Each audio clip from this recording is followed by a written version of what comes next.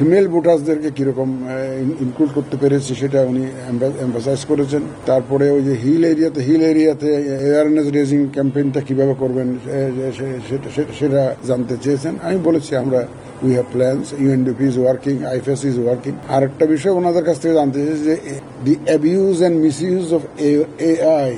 The other day I saw a video of our head of the government marketing for a digital platform. This is absolutely produced by AI. So the misuse of AI may be a big threat for us. So we have sought their assistance and how to address this issue. They said because Canada had an election last year. গত বছরই তো ওনাদের একটা election হয়েছে, সুতরাং ওনাদের এই সমস্ত ইস্যুস ওনাদেরকে ফেস করতে হয়েছে।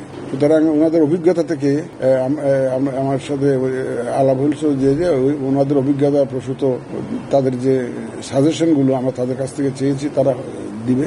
We are seriously working on this issue.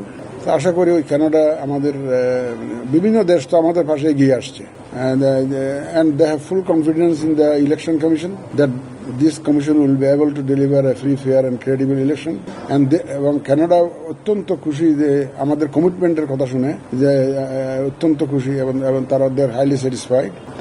যাক, আমি লাস্টলি বলেছি যে দিস ইন্টারাকশন উইল কন্টিনিউ, আমাদের মধ্যে যে আলাপ আলোচনাটা কন্টিনিউ করবে।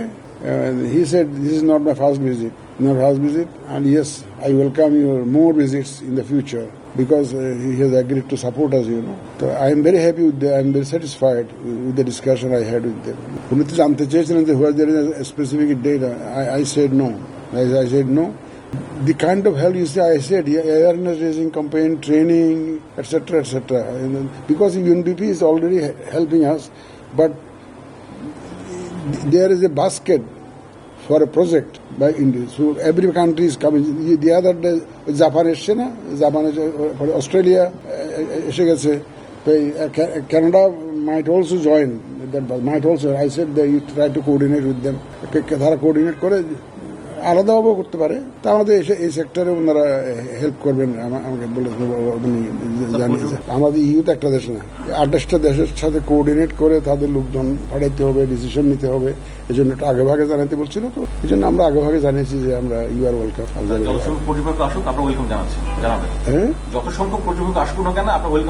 কিন্তু পর্যবেক্ষক তারা গত 3টে নির্বাচনকে সার্টিফিকেট দিয়েছে, যারা তাদেরকে নিব কেন?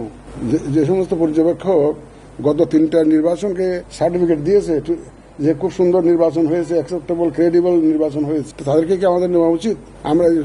আমরা নিব, দেখে শুনে নিব, যারা ডিপেন্ডেবল, রিলায়েবল এবং যাদের এক্সপিরিয়েন্স আছে। আমি ফরেন অবজার্ভের কথা বলছি, যাদের এক্সপিরিয়েন্স আছে বিভিন্ন দেশে, তারা হয়তো ইলেকশন অবজার্ভ করেছে, সুতরাং ওই ধরনেরই আমরা নিব, মাইনাস দোজ যারা আগের 3টা নির্বাচনকে যারা সার্টিফিকেট দিয়েছে, এদেরকে কোনো মতেই না।